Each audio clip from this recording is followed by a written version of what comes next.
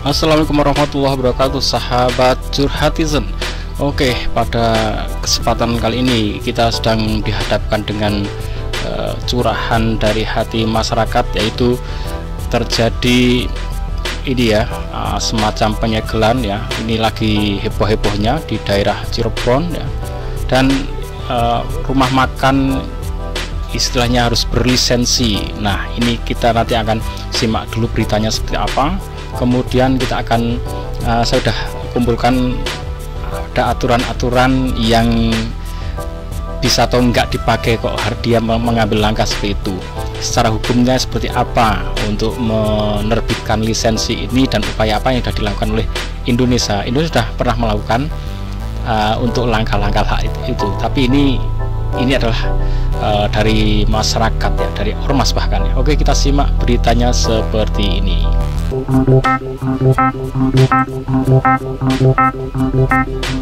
Itulah video yang viral di media sosial saat sebuah rumah makan Padang dirazia di Kabupaten Cirebon, Jawa Barat. Dalam video itu terlihat sejumlah warga tampak mencopot label tulisan masakan Padang yang menempel di kaca etalase warung. Warga yang melakukan razia terlihat mengenakan pakaian bertuliskan PRMPC, singkatan dari Paguyuban Rumah Masakan Padang Cirebon. Aksi ini pun menuai kritik dari warga. Atas hal tersebut, Dewan Penasehat PRMPC Erlianus Tahar buka suara.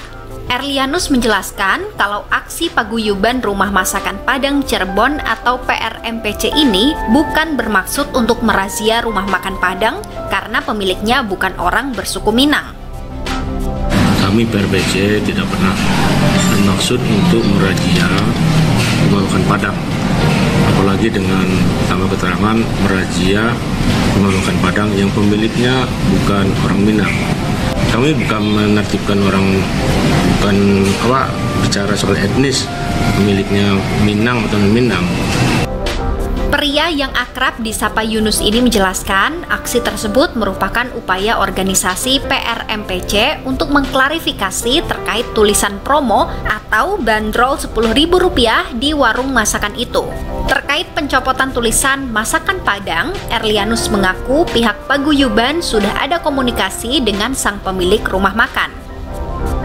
Kami mungkin tidak tepat sebenarnya kata penertiban. Kami sebenarnya sedang berusaha agar menjaga harga penjualan nasi Padang yang belakangan di beberapa daerah itu kan ada tulisan serba 10.000, serba 8.000, ya kan.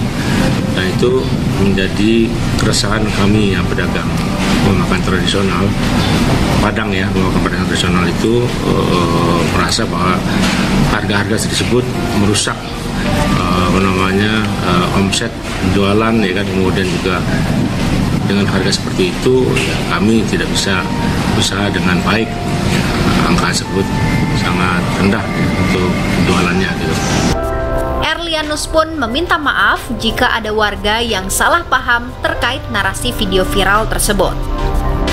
Ya, kami kalau mamanya ini dia salah artikan, dipahami salah oleh masyarakat, tentu kami juga mohon maaf kalau jika itu menjadi salah mengertikan. Mungkin kesempatan ini kami klarifikasi maksud dan tujuan kami tidak seperti itu. Oke, ternyata masalah harga ya. Jadi mereka merasa ini ugal-ugalan merusak pasar sehingga harganya jadi kacau ya, jadi murah banget. Oke, yang pertama masalah harga itu kan, kalau mereka jual makan Padang ya, kalau makan Padang kadang cuma pakai lauk apa kan harganya bisa murah gitu. Kemudian kalau pakai rendang yang potongannya besarnya seberapa juga beda. Kalau besar, potongannya besar-besar mungkin mahal, potongannya kecil ya agak murah, mungkin cuman hanya pakai komponen-komponen apa, masih masakannya, kuahnya rasanya Padang tapi pakai tahu, pakai lauk telur, kan mereka makanan rasa Padang ya, tapi pakai lauk telur kan jadinya nggak masalah. Kemudian masalah harga itu teman-teman, harga bisa berbeda. Misalkan kita jual di tempat yang pinggir jalan ya, yang hanya tempatnya sempit lah, nggak nyaman, yang penting bisa duduk makan. Tentunya orang yang membuat tempat yang sangat luas, indah, dikasih pemandangan, dikasih iringan musik, dikasih AC misalkan, dikasih kelengkapan-kelengkapan, fasilitas yang membuat orang itu sangat nyaman untuk duduk di situ. Bahkan dia bisa melihat pemandangan view yang sangat indah, entah itu pegunungan, entah itu perkebunan ya. Bahkan bisa sambil menikmati buah-buah di sampingnya yang langsung bisa live petik. Terus harga nasinya dibikin beda, itu wajar. Karena apa?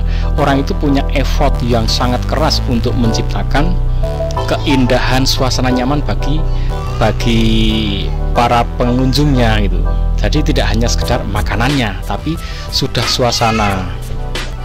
Oke, itu terkait dengan perbedaan harga ya. Jadi sah-sah saja harga berbeda karena fasilitas lingkungan keindahan yang disajikan berbeda. Kemudian saya sudah mengumpulkan informasi ini dari Padang Antara News. Rendang sulit untuk mendapatkan haki atau hak kekayaan intelektual. Namun pemerintah mengaku telah mengajukan paten untuk makanan khas tradisional dari Sumatera Barat itu ke UNESCO. Ya, upaya mematenkan tidak bisa dilakukan atau didaftarkan atas haki, kata Kepala Kanwil Hukum dan HAM Sumatera Barat yaitu Sudirman Dihuri di Padang Kamis. Jadi nggak bisa atas nama hak kekayaan intelektual ya. Kemudian menurut dia, rendang tidak mungkin dipatenkan karena sudah menjadi domain atau milik umum. Siapa saja bisa membuat rendang tersebut dan bisa mengakui itu adalah miliknya, ujar dia. Ini dengarkan, jadi nggak ada yang bisa mengklaim nih. Tapi masalah lanjutnya, sebaliknya Dirjen Pengembangan Destinasi Wisata Kementerian Pariwisata dan Ekonomi Kreatif menyatakan kementeriannya akan berupaya mendapatkan hak paten untuk rendang. Jadi masih diupayakan ya. Kemudian menurut dia, Kemenkraf telah mendaftarkan rendang ke UNESCO. Makanan tradisional dari Sumbar didaftarkan ke UNESCO tahun 2010 teman-teman, dengan nomor registrasi 776 ya, terang dia. Memang persyaratannya ini tidak mudah ya, tapi sebelum UNESCO memberikan satu sertifikat yang memberitahukan bahwa itu satu hasil budaya, barang atau wilayah tertentu benar-benar milik bangsa yang mengajukan usulan ya.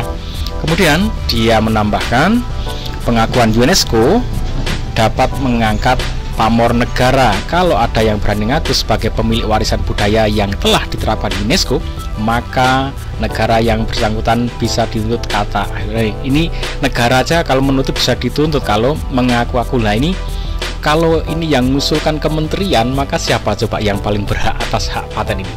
Negara teman-teman, bukan beberapa gelintir orang ya, bukan beberapa gelintir. Ini kan beberapa gelintir orang membentuk paguyuban jadi ormas ya, kemudian seolah-olah yang itu membuat sebuah kebijakan kesepakatan itu nggak bisa ya, nggak bisa. Jadi ini harus dipahami. Jadi ya, semoga bermanfaat. Ikut terus Curhatizen, semoga curhatan di sini mendapat solusi. Assalamualaikum warahmatullahi wabarakatuh.